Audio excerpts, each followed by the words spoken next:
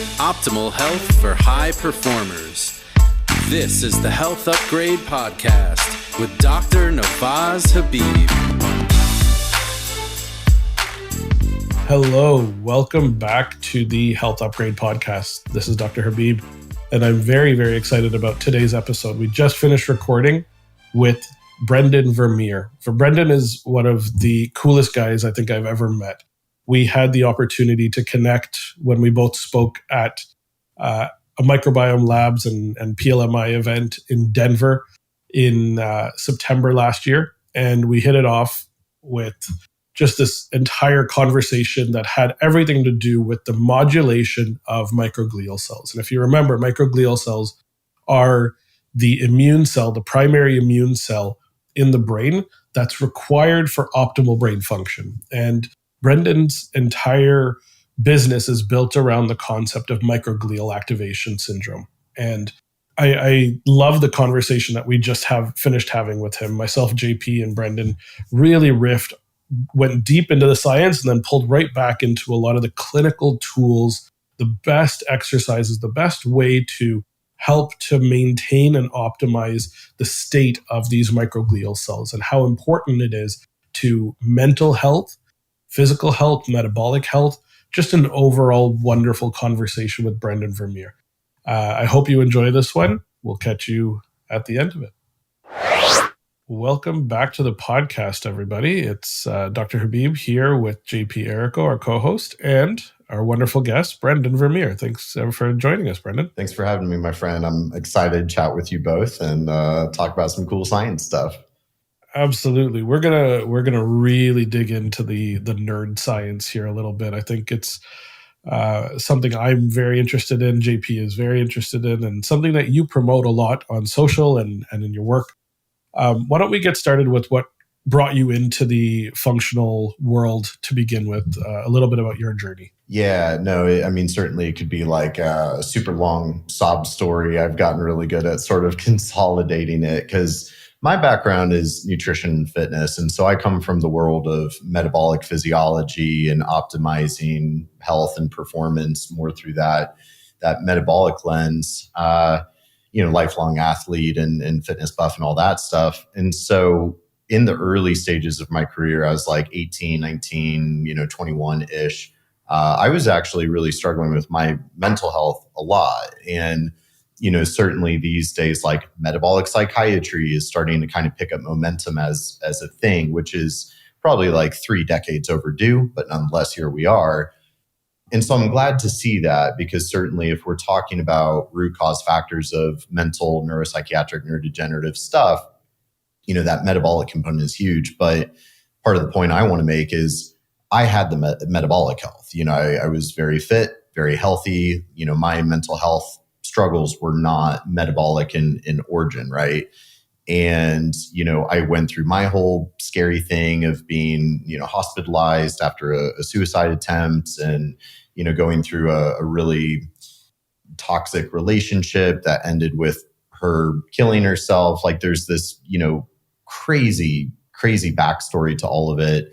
But ultimately, it was trying to navigate my own mental health struggles and trying to quite literally save my ex-fiance. That's what steered me into functional medicine because she really came down with this mysterious illness that nobody could figure out. And this isn't exaggerated at all, where she literally was wasting away. Her demeanor became way more volatile. She had a lot of like neurological symptoms going on, peripheral neuropathy, numbness, tingling, ice pick pain that was kind of moving throughout her body. So I was trying to, do research to figure out what was going on with her because our conventional doctor had no solutions, although we did get turned on to MTHFR because they had run that marker.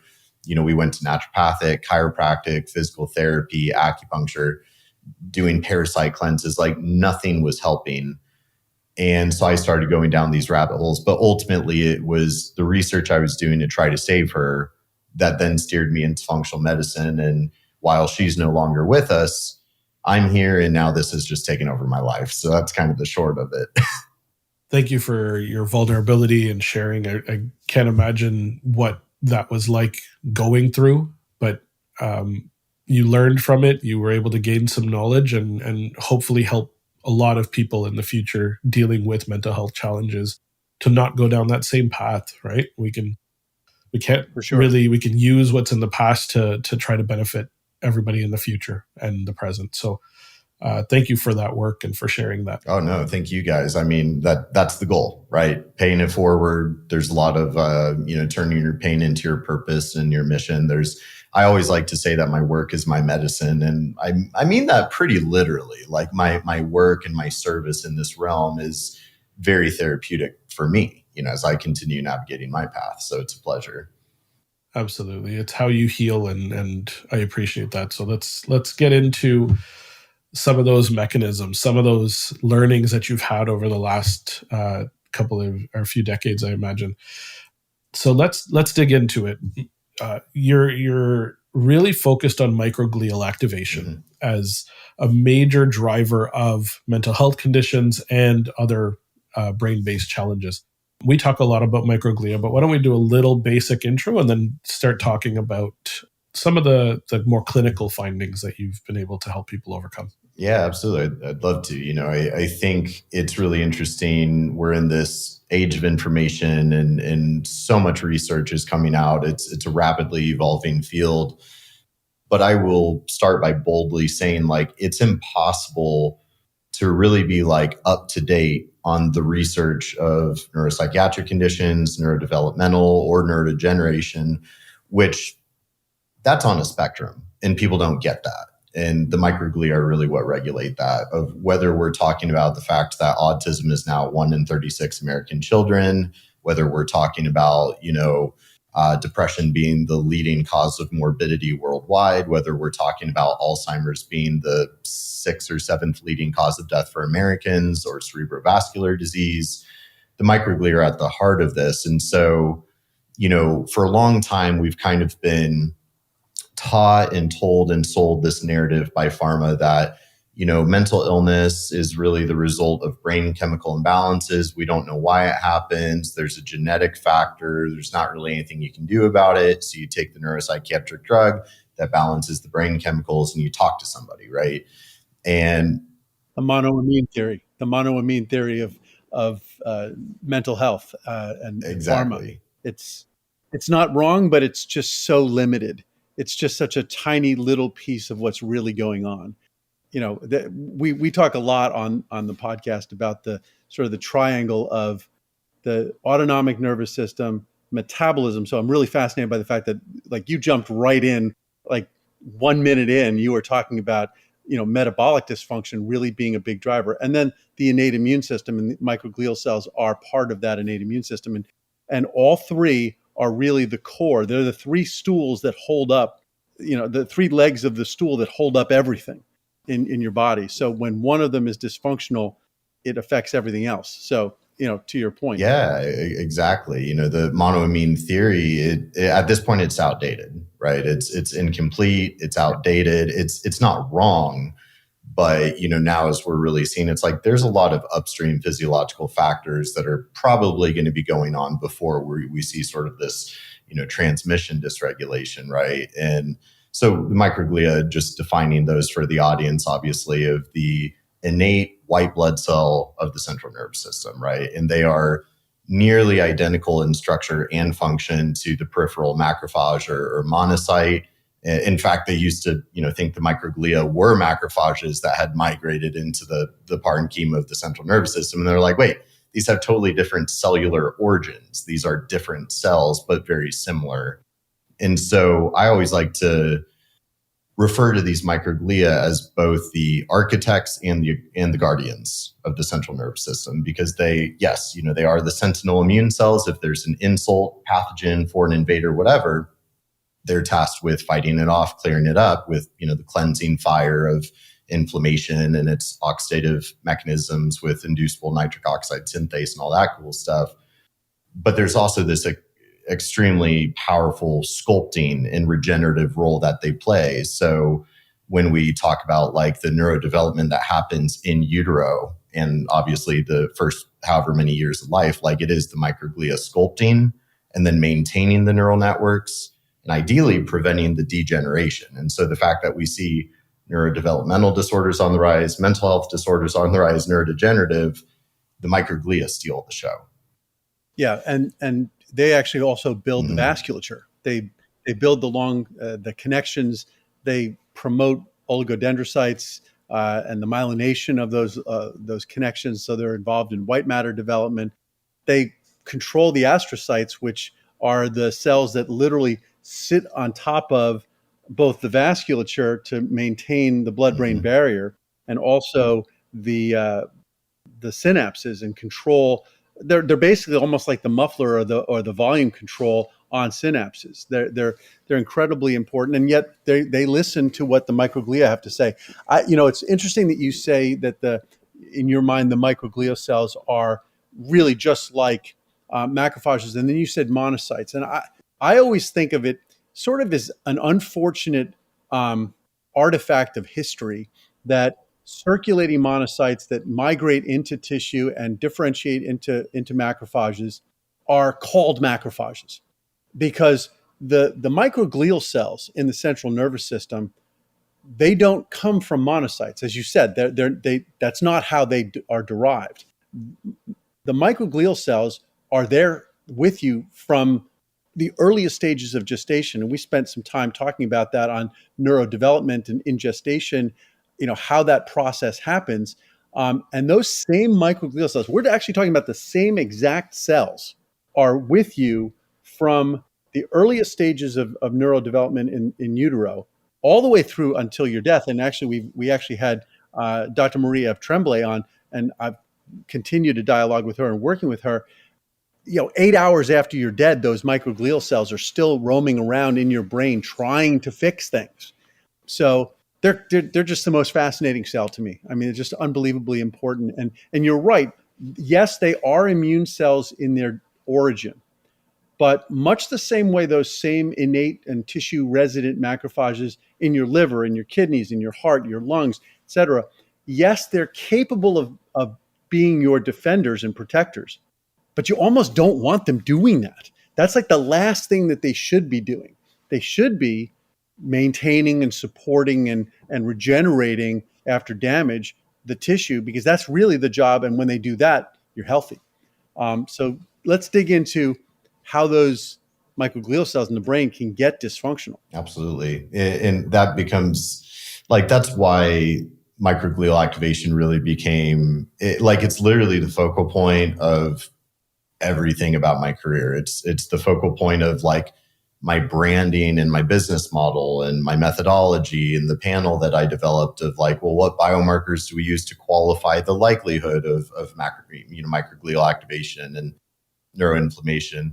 That's and brilliant. then it was, yeah, thank you. I will have to nerd out about it a little bit, because there's so much going on there. And then you look at all of the many root cause factors that can contribute to this dysregulation in the morphology of the microglial cells and the phenotype they're expressing. So I think as we enter this conversation, recognizing, because a lot of times, you guys can appreciate this, a lot of times in our industry, practitioners are kind of quick to blame the cells on being dysfunctional, right? The cells are misbehaving. And it's the cells are not misbehaving. They are appropriately responding to the environment that they're floating around in and marinating in, right? So if we want, whereas big pharma, of course, they're spending tons of money in research, what drugs or therapeutics can we put in to modulate the activity of the microglial cells synthetically? So that way we don't have to deal with those pesky environmental lifestyle, root cause factors, right?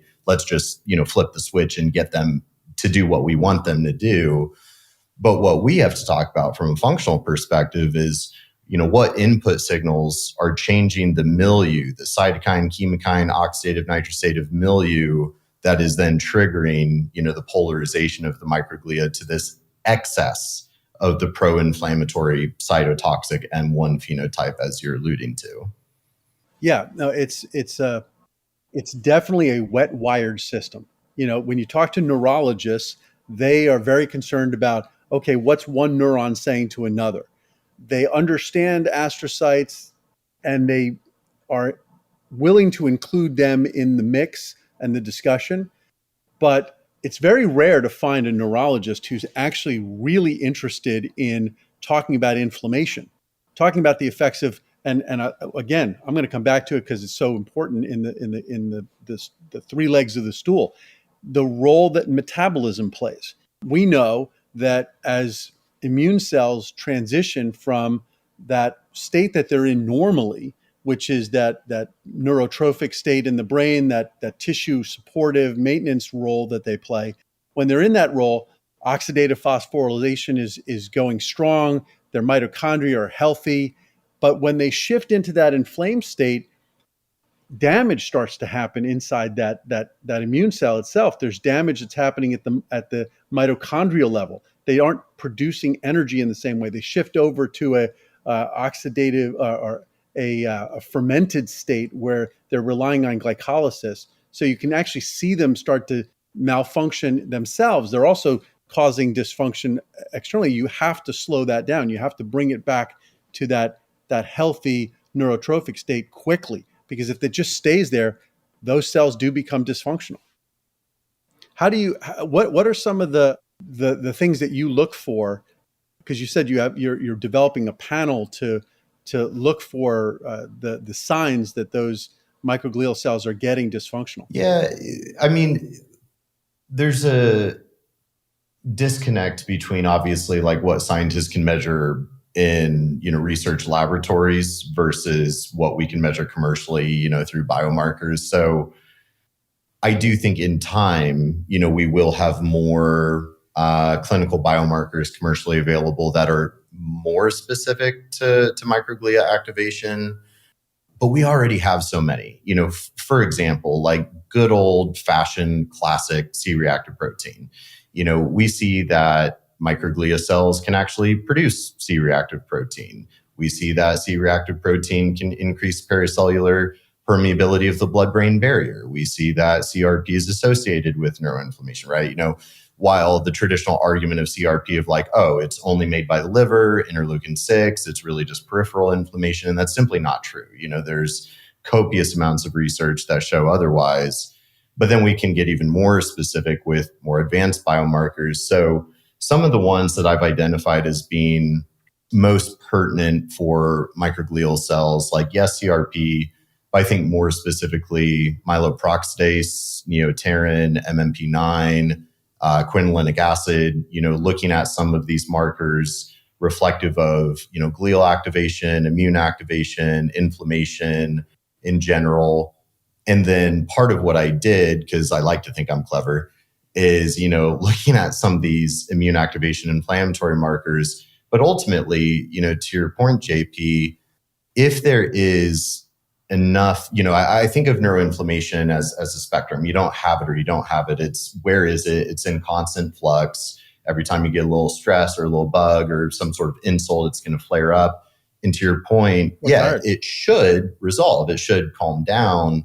But the majority of the population is so dysfunctional that they are kind of constantly in this excess leaning to that M1 pro-inflammatory phenotype. And so then what's going to happen if we have these microglial cells excessively, spitting out inflammatory oxidative, molecules all the time? At some point, it's going to start damaging our neurons and our brain cells, right?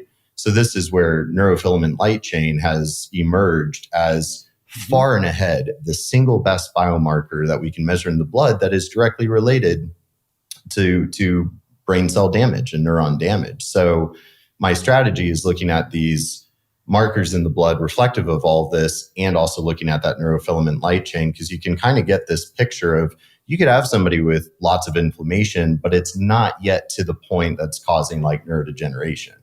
Whereas like somebody that's like, let's say 80, 90 years old and they've had Alzheimer's, Parkinson's for a decade, and it's just been going and going and going, they'll have the elevated inflammatory markers and extremely high levels of neurofilament light chain because their brain has been degenerating for a decade. So, that's a really interesting point, because a lot of, and I'm so happy you brought up quinolinic acid, because that we've talked on the podcast about the effect of inflammation on the production of key neurotransmitters. So going back to that monoamine theory, oh, you don't have enough serotonin, oh, you don't have enough norepinephrine, so we have to give you these drugs that block the reuptake of those neurotransmitters so you have enough. So those are the SSRIs and the SNRIs that are literally given out like Skittles to nowadays. But at the end of the day, the disruption of the production of those neurotransmitters really boils down to the presence of inflammatory cytokines, which signal to the immune system and to the cells that there's inflammation around, the potential for a microbe. And so there's this shift in the biosynthetic pathways in the direction of creating more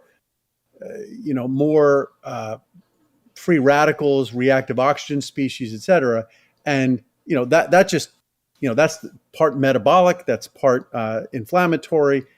At the end of the day, you were also talking about how we live our lives, driving ourselves into that inflamed, that permanently hyperexcitable state that leads to all those problems. And so this brings it around to a question that I have, and I don't know the answer, but maybe you have some insights that I'd love to hear. There are certain consequences of those dysfunctional pathways that lead to things like migraine headaches. They lead to insomnia. They lead to depression. They lead to brain fog.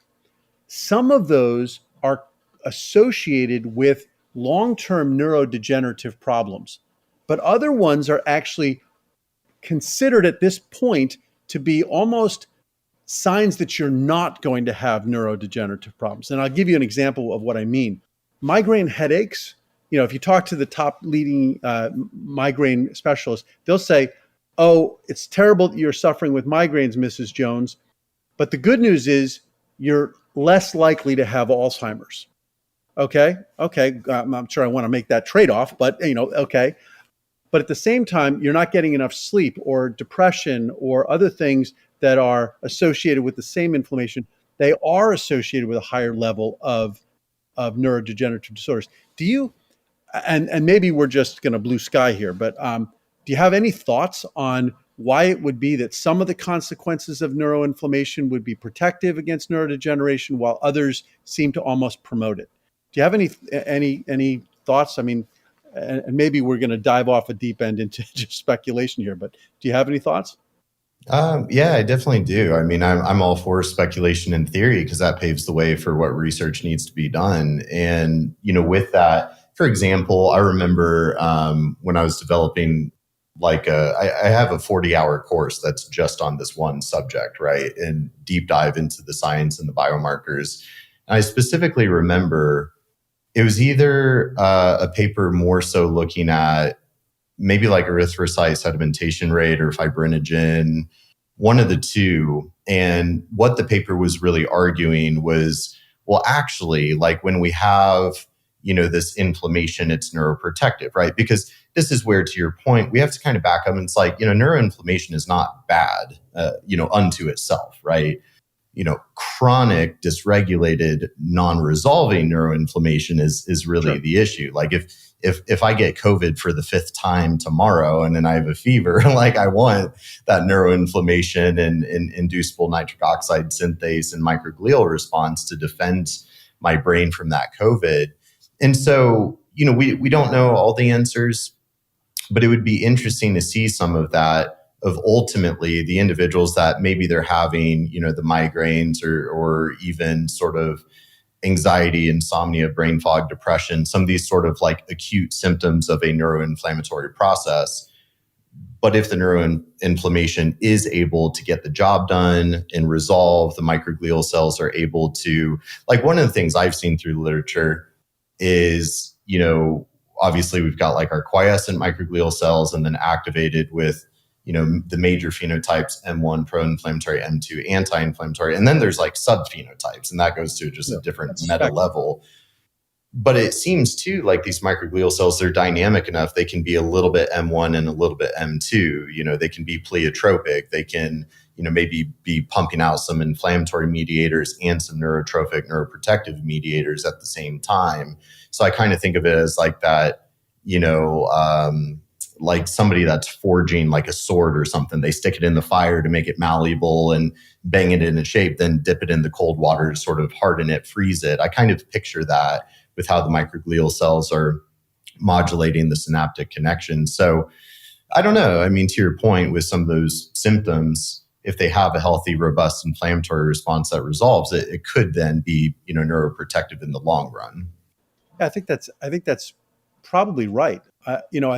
I remember back when I was first studying migraine, how surprised I was that some of the hyperactivity, the hyper excitability phenomena like cortical spreading depressions, that the presence of TNF alpha actually is protective against those things occurring. So it's just, you never know whether the immune system's response is going to be damaging or helpful. You want it to be helpful. And there's lots of really helpful things like sleep, for example. Just getting to sleep. The process of getting to sleep actually requires microglial cells to express certain inflammatory markers. And so, and the pruning of the network involves that microglial cells are so critically involved in that process involves mimicking the inflammatory process of phagocytosis. It's trogocytosis. It's only nibbling away, but it still has to behave in a pro-inflammatory like way. So you're absolutely right. It's a spectrum. So it's a very complicated subject, and I'm sure 40 hours just touches the surface. I'm intrigued by your program. Thank you. Well, and that's why like something I preach a lot is, as practitioners, we have to make sure we're spending more time tracking physiology than chasing root causes, right? Because ultimately, we can look at all these cool mechanisms, but we have to see what's the net effect of all these many moving pieces over the course of time, right? And so that's where, I've been kind of doing this research with my panel that's called the mental map. MAP stands for microglial activation profile. Really sexy branding, better science, but that's kind of the point of I've been, looking at a lot of these markers in a lot of people for a long enough time. And it's really interesting to kind of see that moving picture over time. And you see things creeping up, creeping down, even at like a subclinical level, so obviously somebody at like a neurodegenerative level. But one of the things too, you had comments on with like the quinolinic acid, to me, it doesn't make sense to try to like balance the brain chemicals, balance the neurotransmitters until, the microglial activation is really addressed, because a lot of these brain cells, the neurons, the oligodendrocytes, the astrocytes, the glial cells, most of them express these two core intracellular biochemical enzymes, the IDO1 that generates the quinolinic acid, and then GTPCH1, which generates the neopterin or biopterin. And so what we do see, like a lot of times it's called like the tryptophan steal, which is cute. I don't know if it's fully accurate, but it's cute, where kind of this idea of, okay, well, when activated, the glial cells kind of gobble up the tryptophan, produce this noxious NMDA agonist of the quinolinic acid and everything.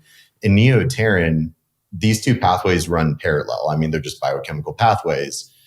But the neopterin, as that's going up, biopterin BH4, which is our major cofactor to produce the serotonin, the dopamine, the nitric oxide, all of that gets dysregulated. So, if we see elevated neopterin, whether that's cerebrospinal fluid, blood, urine, you can measure in any of the above, or like quinolinic acid, which is usually measured in the urine. If those are elevated, like that's the priority, because we're not really going to be able to effectively, improve the neurotransmission component until that's addressed, in my opinion. One of the things that we've talked about before is, serotonin is, yes, it's a two-step process from tryptophan to serotonin, but then there's another two-step process down to melatonin. Mm-hmm. And, most people think of melatonin as associated with sleep. It's generated in the pineal gland, but that's the secreted melatonin. Every cell in your body, with the possible exception of red blood cells, makes serotonin and makes melatonin, because melatonin is critical for, again, mitochondrial function. And so I'm interested to hear your thoughts on the role of melatonin, and again, coming back to how melatonin and inflammation and the lack of melatonin as a result impacts mitochondria, and what does that do to overall metabolism in the central nervous system, because again, those are the legs of the stool. Yeah, I mean, it's a pretty dynamic picture because, I mean, with like the quinolinic acid, Terran, for example, I mean, if those pathways are dysregulating neurotransmitter synthesis, serotonin, melatonin synthesis, I mean, the simple argument would be like, okay, we don't have enough serotonin to feel happy and we don't have enough melatonin to sleep. But there's also a lot of ways, I think, to kind of circumvent and sort of augment that, because I do think, supplemental melatonin or supplemental 5-HTP. So usually, like when I'm working with a client in real time, kind of down in the trenches, sort of this, I don't want to say microglial inhibition, but more modulation and calming the immunological inflammatory response. But I do still think we can support, those neurotransmitters directly with the precursors or with melatonin supplementation, because part of it, anything that we can do to change the milieu, to change the environment from this pro-inflammatory oxidized nitrosative and shift it to this more antioxidative, anti-inflammatory, I think that's really where a lot of the healing is going to happen. And that's where a lot, the melatonin or glutathione or there's so many things that we can do to try to shift that milieu. And then, of course, supplements and therapeutics aside, it's like, yeah, but the environmental input signals, the lifestyle input signals, right? Like, we can give them all the supplements we want, but if they're diabetic, if they're, homocysteine is at 20, if, they're huffing a lot of air pollution, it's just going to be like this uphill battle. So one of the things that I get concerned about, especially about the use of SSRIs and SNRIs, is that when you start using those drugs, they have a short-term effect of increasing the amount of serotonin that's in the synapse, which is their purpose. But it has the other side effect, which is to increase the number of transporters that the cells are expressing. And by increasing the number of transporters, it's sort of accelerating the rate at which serotonin can be pulled out of the synapse. So it's one of the reasons why they say you can't just go cold turkey on serotonin reuptake inhibitors, because if you do, then you're going to really deplete the synapse. And the reason why is because the cells need that serotonin. So yes, they're releasing some, but if they're having a problem making it, they're going to be more thirsty to bring it back in. So I guess the question I have is, do you believe that supplementation of 5-HT or tryptophan, et cetera, how far upstream do you have to go before you might actually be triggering the opposite goal, the opposite thing that you want? Because at the end of the day, what you really want to do is get the cell to produce the right amount of serotonin. You want them to be functioning in that homeostatic range as opposed to a dysfunctional space. And sometimes when you supplement, you can temporarily provide what you need, but in the long term, you're actually making it more dysregulated. I always think of the story. I have a family member who's in the spine field, and he says he always sort of jokes sardonically that if he never really knows whether or not he needs to do that first spine fusion, but he knows he's going to have to do the second one. Mm. So, we don't know whether or not you have to give the SSRI, but we know that once you're on it, you can't come off it, and you might need to cycle through other ones. So I guess where upstream do you feel most comfortable with? Is it the precursors?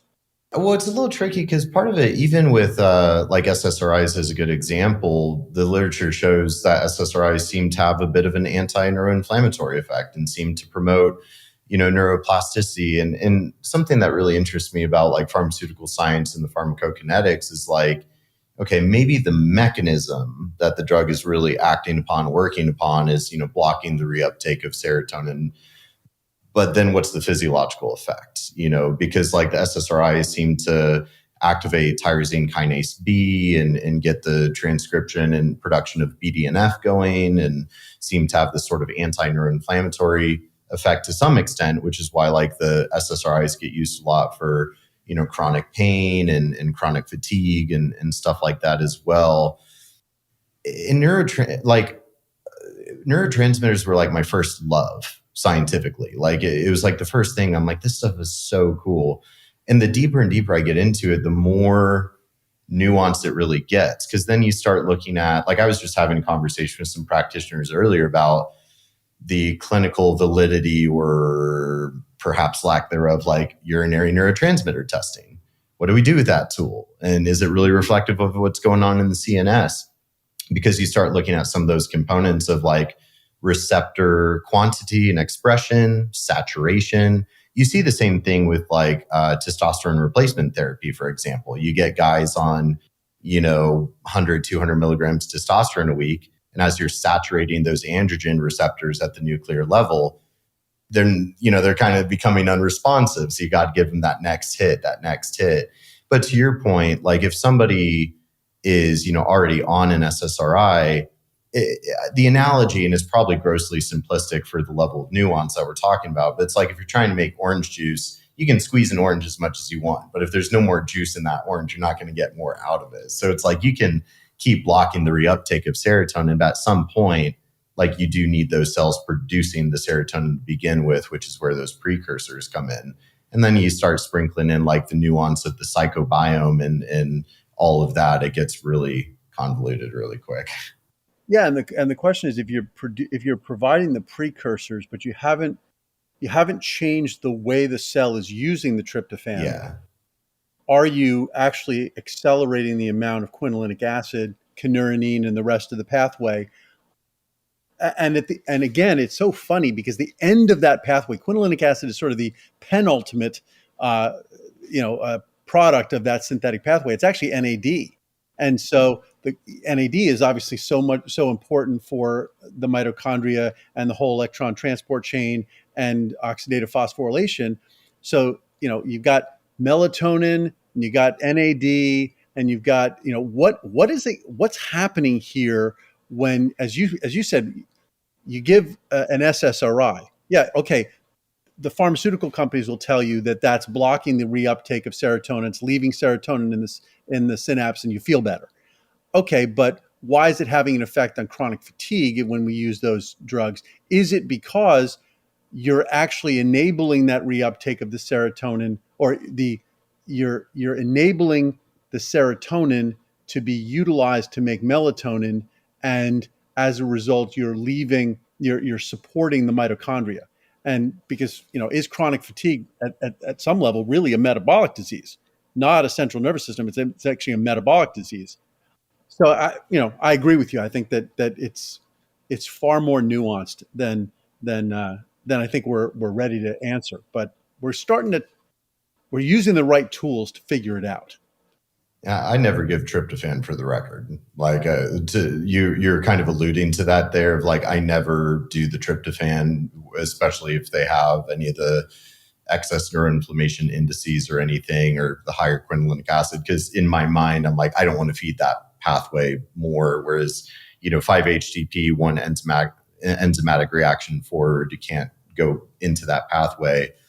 But I think you and I are looking at a lot of the same research, because like even with that IDO1 kynurenic quinolinic pathway with NAD as the ultimate end product, I have yet to find any research that really teases that out of like, we don't know yet, scientists don't know yet how that pathway is really regulated.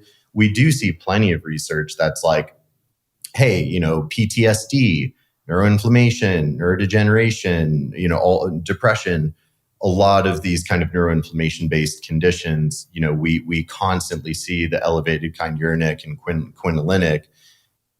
But what even the research is not clear on is like, but how is that regulated? Of like, when does the kynurenic get converted to quinolinic, and when does that get converted to NAD, which you would think is a good thing? So, there's a lot of unknowns there. And this is where, I always am like, the body is so much wiser than we are, forged through eons of evolution and science. We're always just trying to catch up with what has already existed. So to me, this is why I love holistic functional approaches, because like these complex mechanisms that we don't fully understand, these pathways in the regulation, But what we do know is if we change, the environment, the input signals, we can restore homeostasis more effectively. And the drug research does a good job of showing us that, because they're isolating mechanisms and doing robust clinical trials that demonstrate the physiological effect of working at the mechanistic level. But then a big part of my career is, well, let's take that understanding and then apply it holistically. I love that. I'd love to kind of step back into that holistic functional world a little bit. You alluded to something earlier, and I very much appreciate it, where in the functional world, we tend to get hyper-focused on the root causes. We become hyper-focused on the environmental pollution or the gluten that's the main driver. Or, we've got so many of those root causes on that tree image that we love to show. And we've got all these conditions that have been labeled on the ICD-11 now. We have like 10,000 different conditions that are all listed there. And that common pathway that you alluded to is really what we need to do, is have resolution of inflammation as a real possibility. We need to drive resolution to the inflammation so that the signals to those microglial cells, in the particular cases we're talking about, are able to get there and regulate macrophage activity or microglial activity to allow it to go back to a regulatory mechanism. So let's talk a little bit about some of those clinical kind of cases that you tend to start to notice. Okay, we've got these root causes. What are the main drivers of that control of inflammation that you start to work on with your clients? Because you want to create that opportunity for the work that you then do in the resolution of those root causes to actually be maintainable. So what are some of the things you do to help to control the inflammatory process in the first place?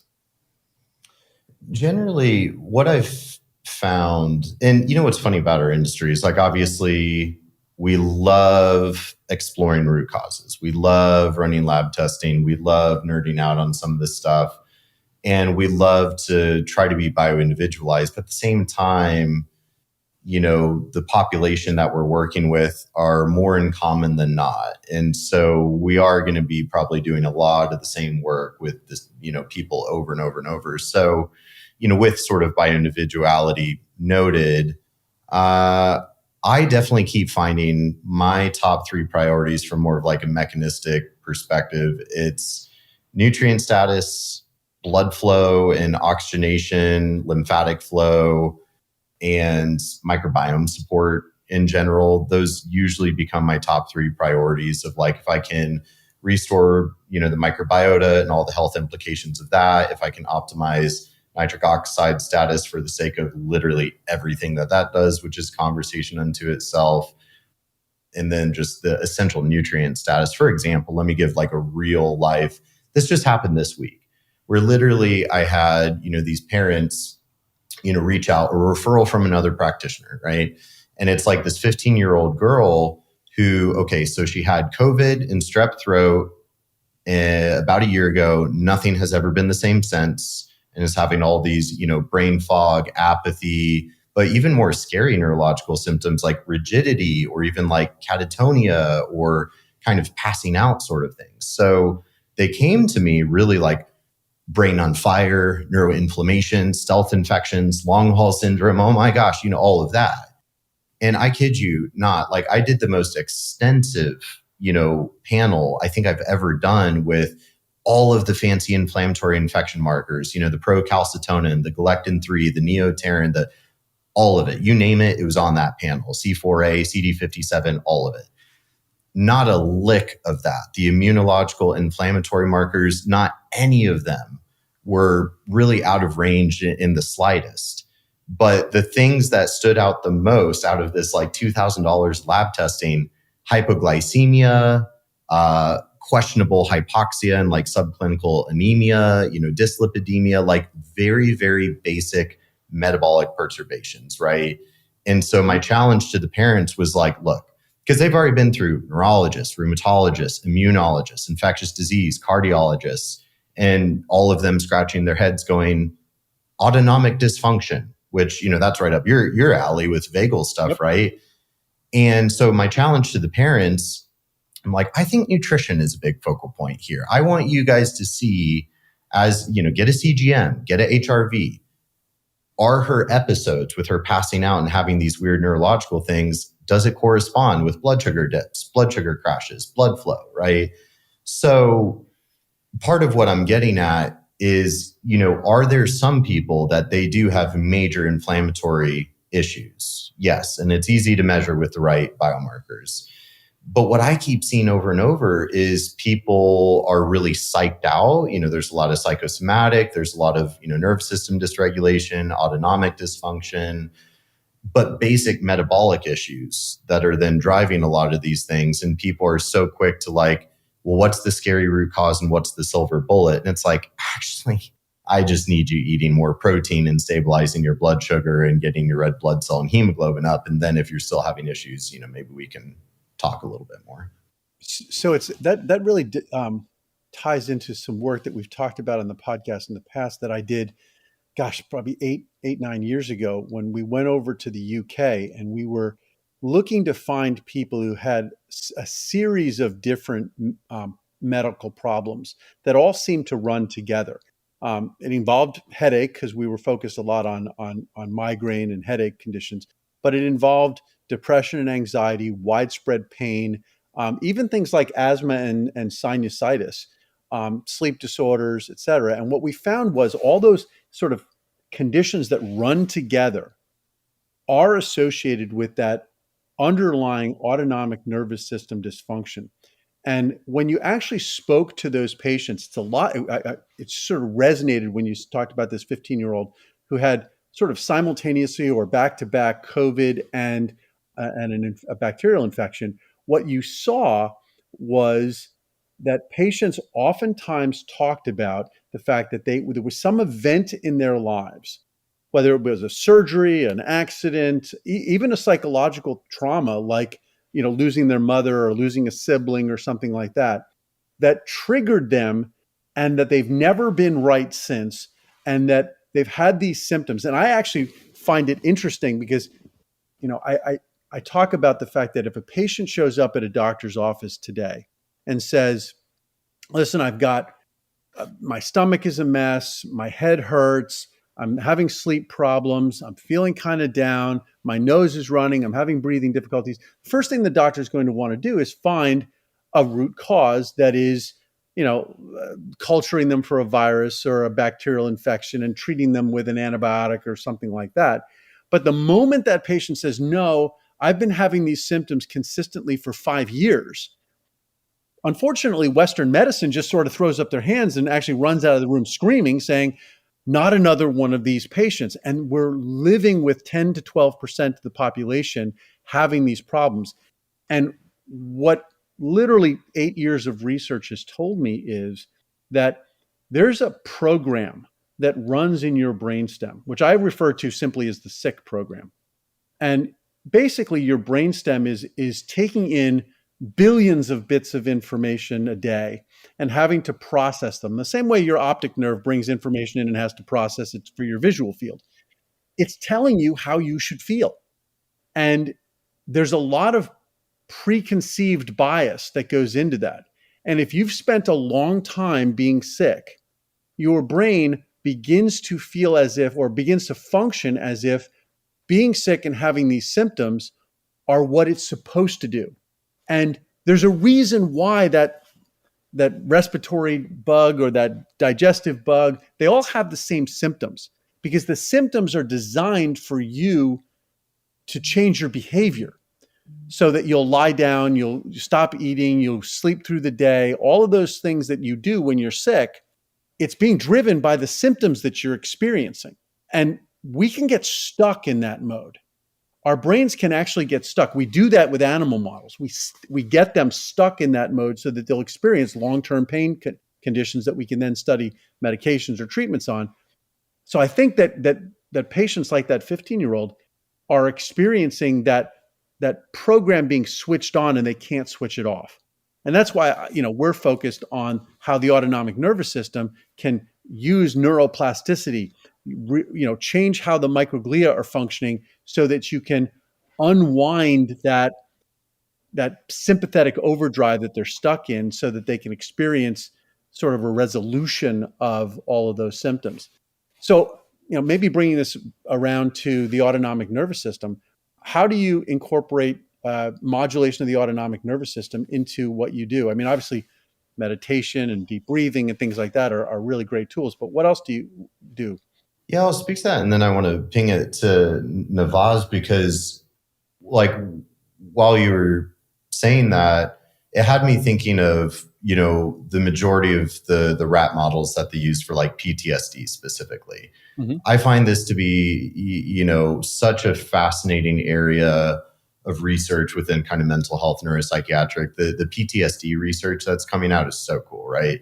Because to your point, and this is why, we're having a very technical conversation around neuroinflammation, neuroplasticity, which are the two subjects my whole business is built around. And then, how I speak to neuroinflammation, neuroplasticity to the public is in a more conceptual way, but it's still rooted in concrete, mechanistic stuff.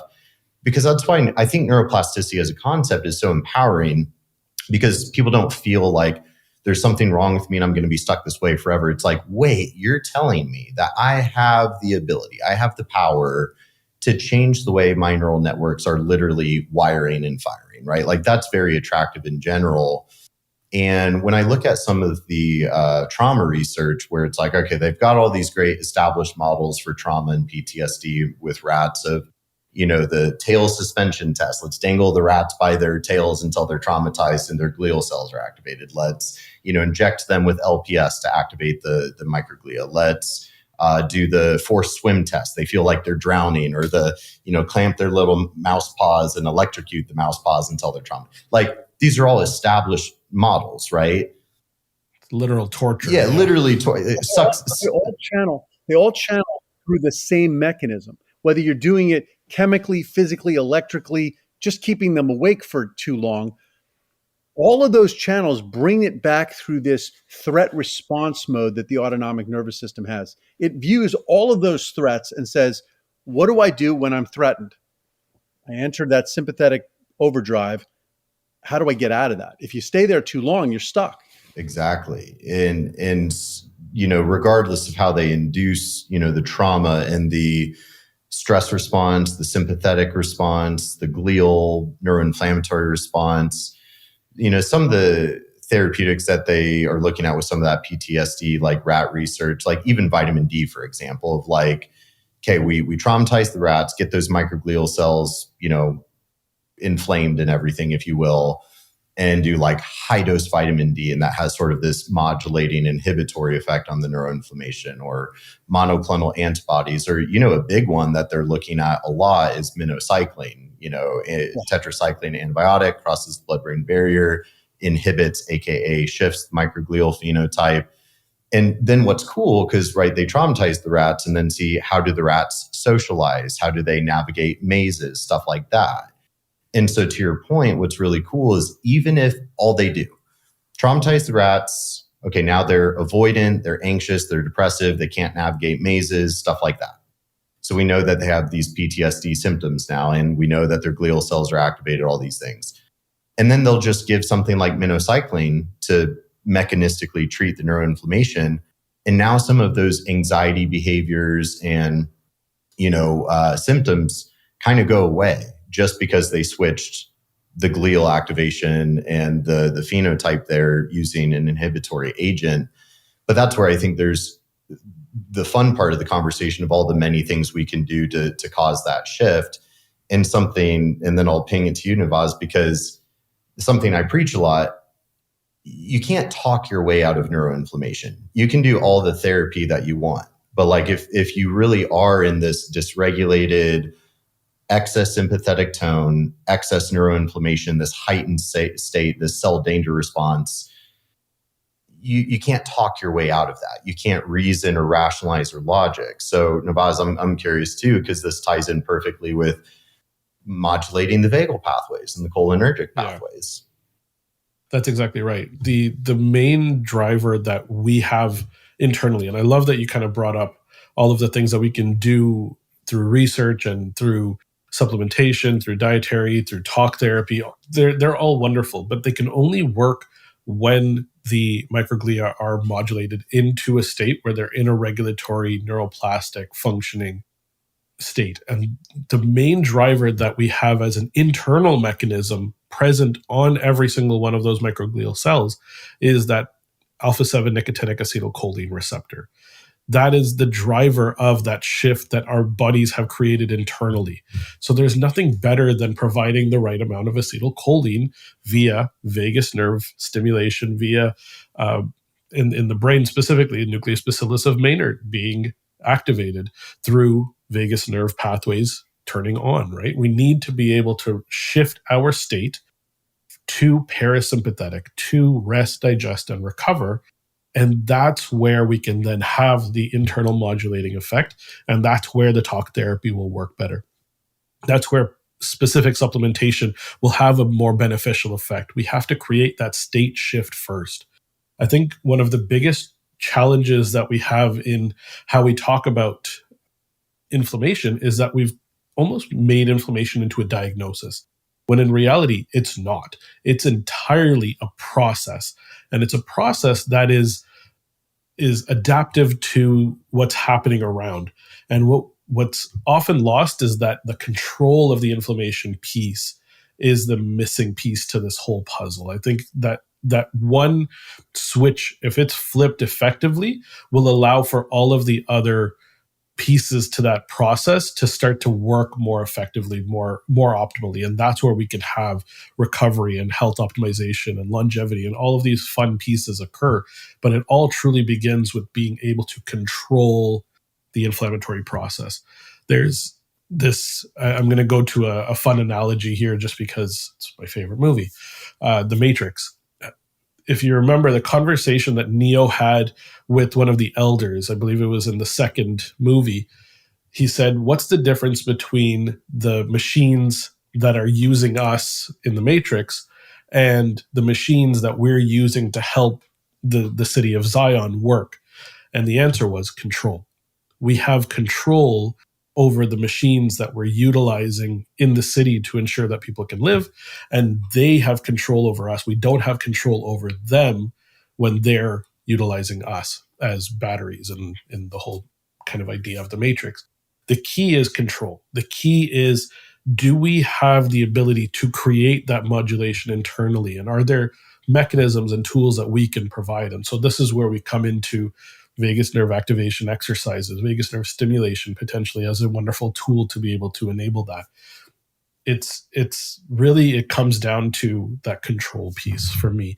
And that control mechanism, are we able to shift that dimmer switch from being hyper on in that sympathetic state, bring it down slowly, and get to a point where we can actively go into sympathetic when necessary, because it's not a bad thing, and actively be able to bring it back down to parasympathetic when that's necessary, and be able to control how we use, for lack of a better word, accelerator and brakes, right? It comes down to that. Yeah. And I just to riff off what you're saying there for 1 second, you mentioned the alpha 7 nicotinic acetylcholine receptor, which is what we talk a lot about the fact that when you activate the vagus nerve, you're causing the release of acetylcholine, both centrally and peripherally. And that leads to a state change in the immune system. So you are regulating inflammation. But to your point, that same receptor is also located on the mitochondria, which was sort of a big aha moment. This is now almost 10 years old, but I don't think widely appreciated, because the excitement around vagus nerve stimulation is mostly around the control of the immune system. But remember that third leg of the stool, which you brought up right at the very beginning, which is metabolism and controlling how the mitochondria function. I'm not necessarily adhering to the mitochondrial theory of aging or disease. There's people out there who are advocating that even cancer is just a metabolic condition. They might not be wrong, but there's probably more to it than that. But at the end of the day, you want to control both inflammation and metabolism. And it's just fascinating to me that Mother Nature put that same acetylcholine receptor, that same alpha 7 nicotinic acetylcholine receptor on both the immune cells, which we know that vagus nerve stimulation can regulate, and on mitochondria. And that mitochondria it's amazing the benefits of acetylcholine on mitochondrial function. So the three legs of that stool are all working together to support health. As you said, it doesn't cure anything, but it creates the environment in you so that you can heal.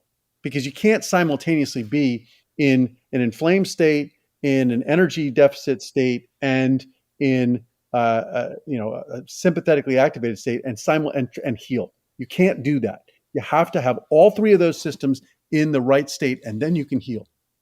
I feel like you guys are definitely the right people to say this to, because, I definitely was super into the neuroinflammatory thing for years, and it's still, the huge focal point. But obviously, we have to be careful about not being biased as clinicians, practitioners, researchers, because we don't want to get excessively myopic on like, this is the end all be all thing.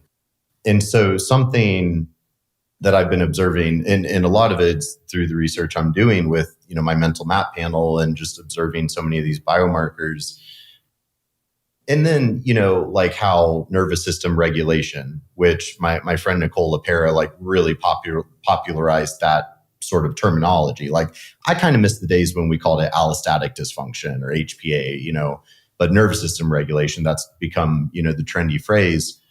But I will say, and obviously, like, I'm big on specificity of like, how do we qualify things, right? If we're going to tell somebody they have inflammation or they have neuroinflammation, how do we objectively, qualify that, right? And obviously commercially available like lab testing and gadgets, that's the best we have unless we can put them in a research lab. But the point I want to make is something I'm starting to appreciate more and more is we can have massive autonomic dysregulation, but not really have measurable inflammation or even neuroinflammation. And so when I think of like the three legs of sort of the mental health stool, or maybe four, I don't know, five, who knows? But like the neuroinflammatory piece, the neurotrophic piece, but the neuroendocrine piece, right? And what I feel like I'm starting to practice, preach, and appreciate more and more is, the neuroendocrine dysregulation, the upregulated sympathetic tone, the immune cell priming that comes from those stress hormones and the cortisol and the glucocorticoids. It seems like the neuroendocrine almost kind of comes before the like chronic neuroinflammation. It's like you almost have to be in this autonomic dysregulation that then feeds into a heightened oxidative inflammatory response. So I'm curious your guys' perspective on that. Yeah, I think you're absolutely right. And one of the things that I really started to focus, when I talk to people is around the fact that short periods of sympathetic activation are not bad.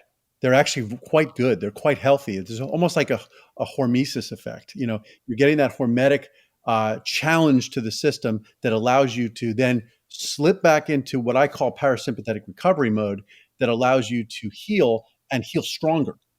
It's like going out and running. I like to run. I'm a long distance runner, but I know that if I just went out and started running and ran for 24 hours, I'd be broken. What you need to do is go out and run for an hour and come back. And the next day you can run for an hour and 10 minutes. And the next day you can run for an hour and 20 minutes. But you have to get back into that recovery state. So I think you're right that short periods are okay. It's all about recovery. And the question I have is, how long does that parasympathetic recovery have to be activated in order to provide you with a reset? And my suspicion is it's not very long. I think that you can get that in 5 or 10 minutes of true relaxation. Now, the question is, can you really get yourself in there that quickly?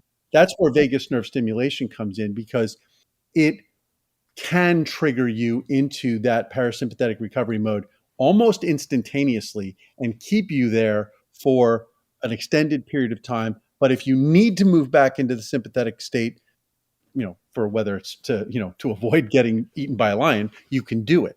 But it helps you move very quickly into that state so that you can shorten the period of time that you need to be in that recovery mode and still get the benefits.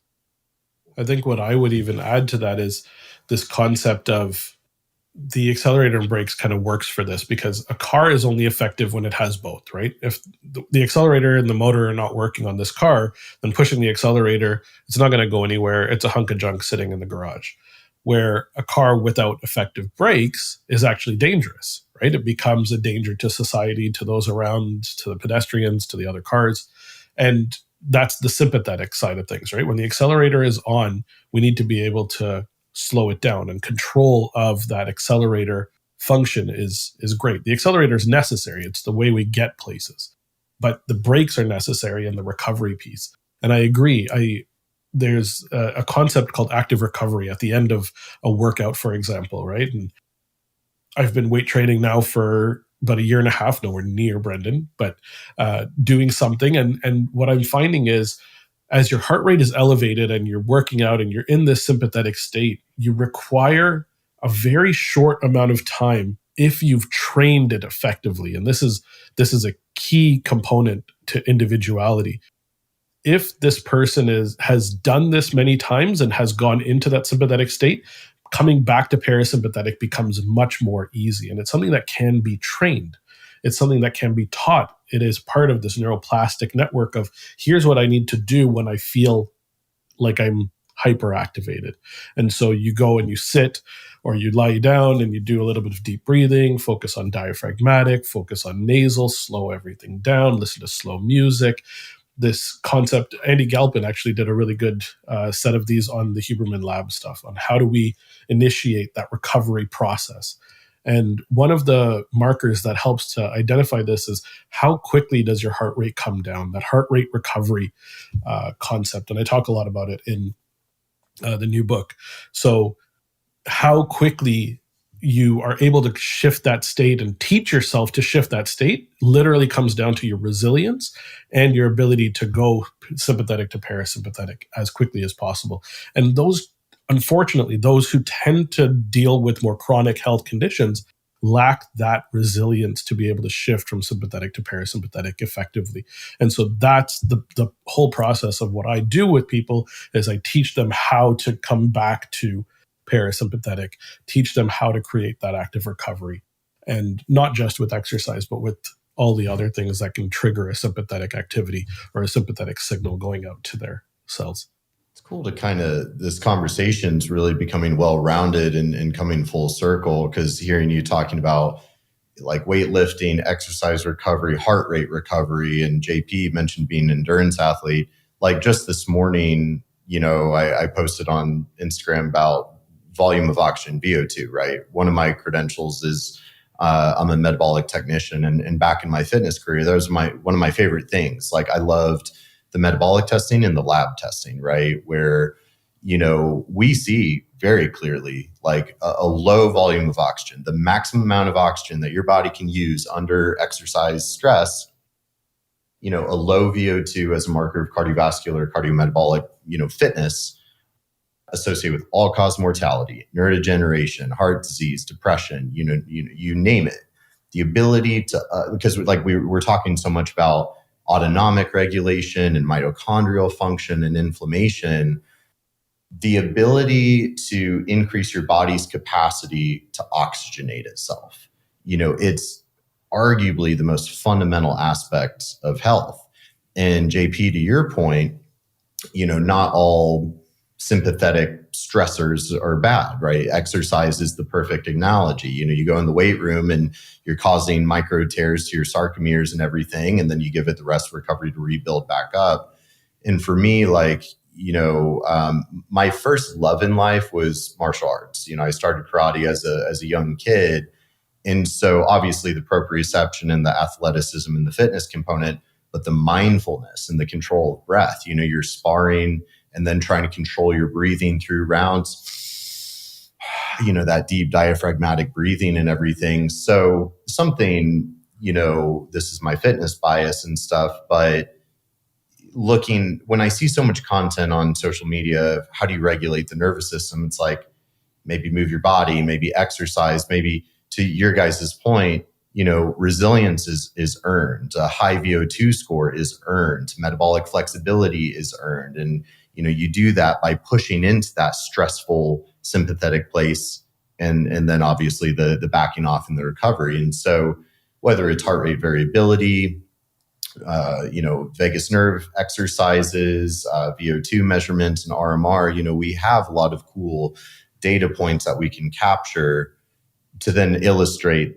how efficaciously is our workout regimen or our lifestyle regimen and everything. So it's cool seeing all these elements that we're talking about kind of converging together here.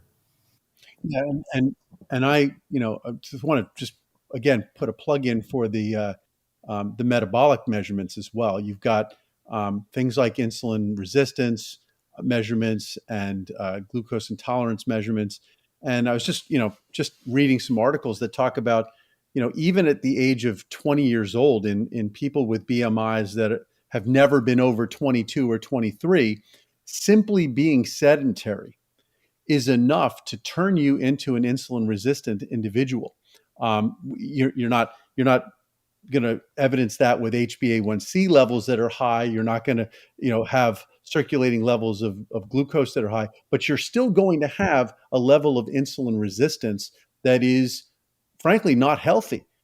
So it's really, really important to get out and be active. And one of the things that I've become personally recently very fascinated with is the role of nutrient sensing versus sort of that intermittent fasting triggered autophagy that you get inside the cell. That activation of mTOR by nutrients sort of triggers growth.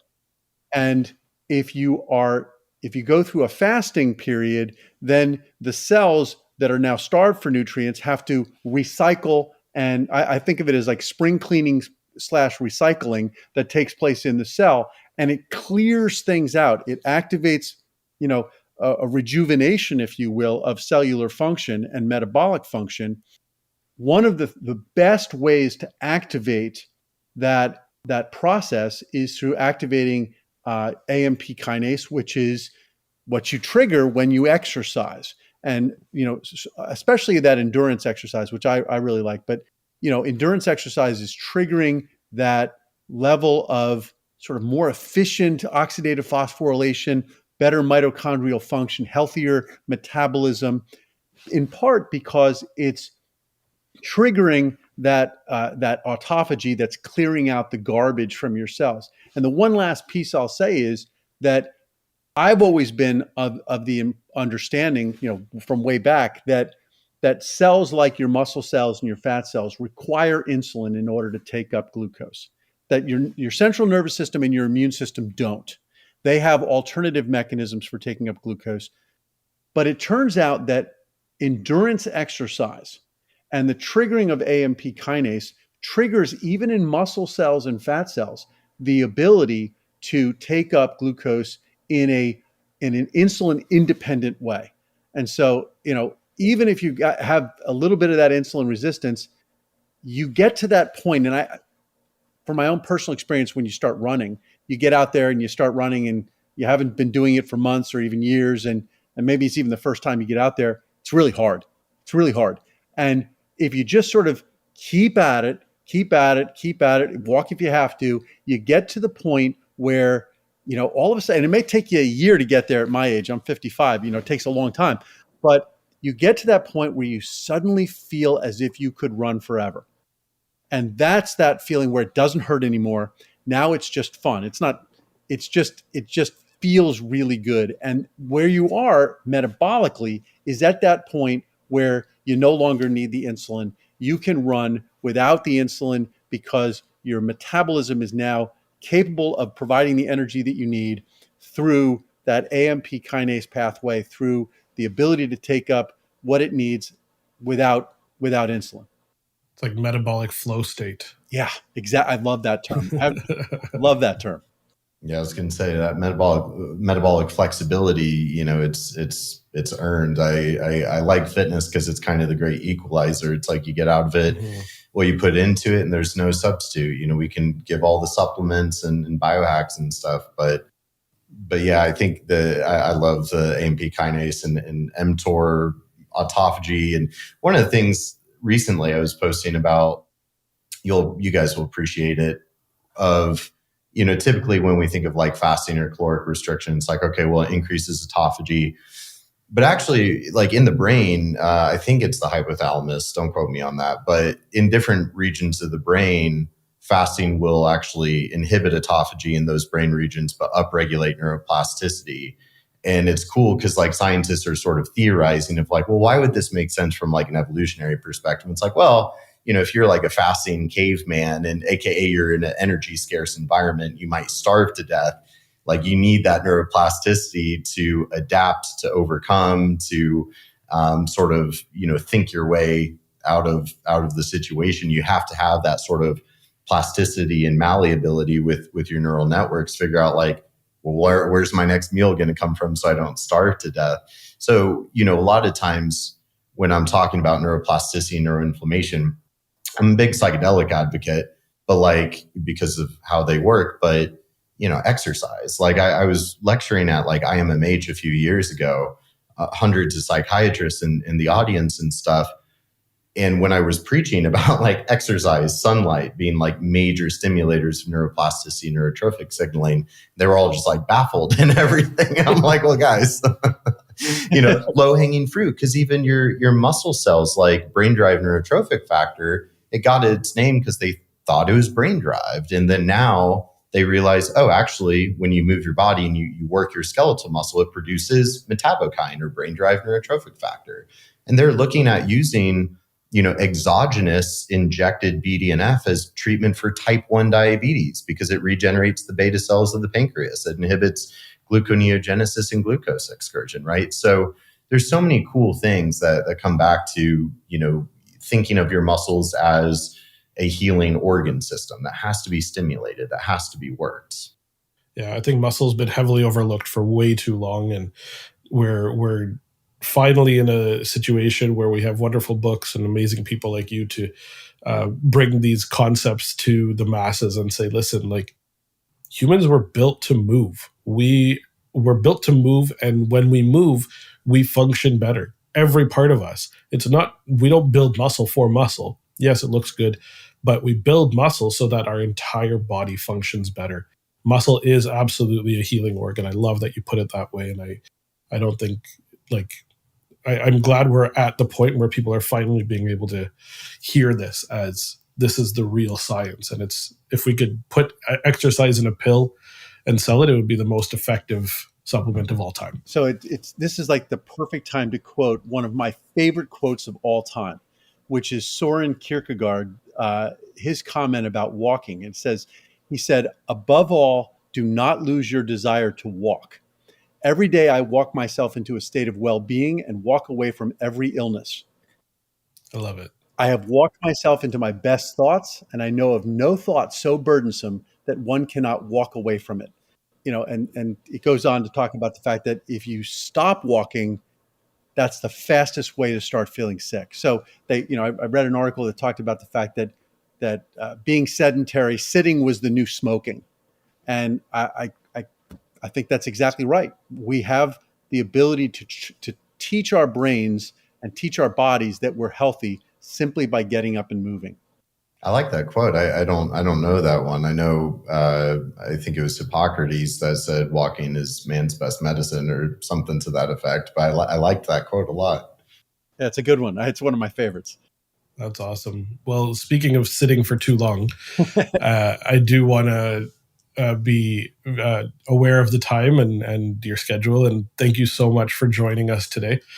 For anybody who is still with us on the podcast here, we will definitely share the link to Brendan's course. If you really want to dig in for 38 and a half more hours, you absolutely can. We can dig into the microglial stuff and we'll share that with everybody. And so thanks so much for joining us, Brendan. Absolutely a pleasure having you with us. Oh, no. Yeah, thank you both. Like genuinely, I live for conversations like this. So this was really a pleasure, and we'll have to run it back on my podcast next time. Wonderful. Absolutely.